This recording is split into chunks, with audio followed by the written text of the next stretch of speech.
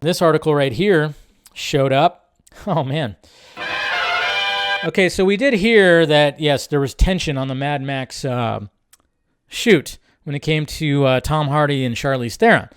But now we got crew members that are opening up about this. And yeah, so Variety released this article. It said, Mad Max crew details explosive Charlize Theron Tom Hardy fight. She's swearing her head off at him.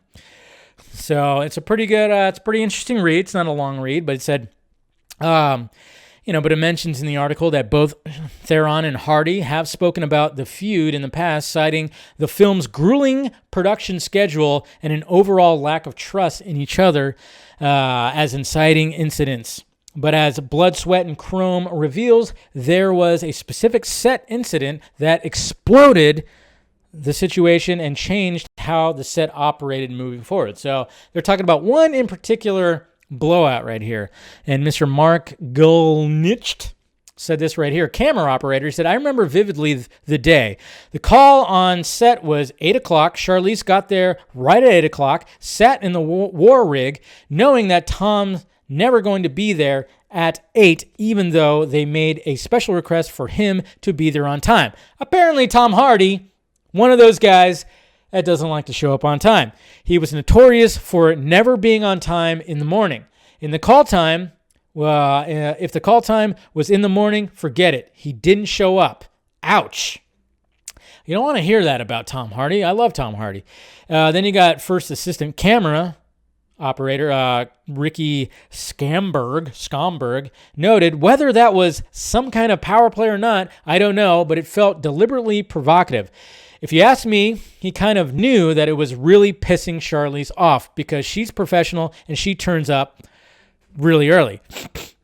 Hardy showed up 3 hours late to set that day while Theron waited in the war rig with full costume and makeup on. She jumps out of the war rig and she starts swearing her head off at him, saying, fine, the fucking cunt, $100,000 for every single, he said, fine. So basically she was saying, fine him. She called him a fucking cunt. Holy crap.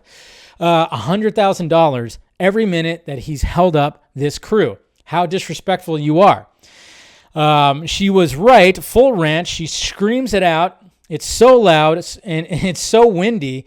He might have heard some of it, but he charged up to her and went, what did you say to me?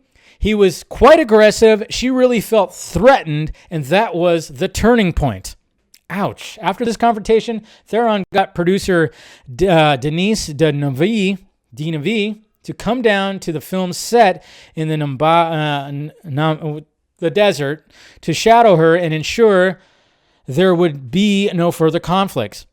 It got to the place where it was kind of out of hand, and there was a sense that maybe sending a woman producer down could maybe equalize some of it because it didn't feel safe, Theron said. Sure, yeah. I kind of put my foot down. George then said, okay, well, if Denise comes, he was open to it, and that kind of made me breathe a little bit because it felt there would be another woman understanding what I was up against. In hindsight, I was in over my head in so many ways, Hardy said about the confrontation. The pressure on both of us was overwhelming at times. What she needed was a better, perhaps more experienced partner in me. I'd like to think that now I'm older and uglier, I would rise to the occasion. So, I mean, you got to imagine that was a grueling shoot. To shoot in the desert like that, dry, dirty, gross, hot, all that stuff, probably really got to them. That's why we're not getting an actual Mad Max sequel with both of them. That's why we're getting a Furiosa prequel with neither one of them. Because even though like Tom Hardy was, it sounds like he was a fucking dick when it came to all this, or as she put it, a cunt, she probably wasn't, she probably wasn't the greatest either, I would say. But it sounds like he was more of the dick for showing up late because now he's not only pissing her off, he's pissing off a whole crew, the director, everything like that. 3 hours late, don't do that. Ugh. You hear about that kind of stuff with other movies and everything. I mean, I think Vin Diesel accused Dwayne Johnson for doing that. I think maybe Dwayne Johnson accused Vin Diesel for doing that. I don't know. Sometimes the egos. When you hear about the egos, never good. But hey, we still got a great, fantastic fucking movie. Best movie of 2015, I would say. Mad Max Fury Road.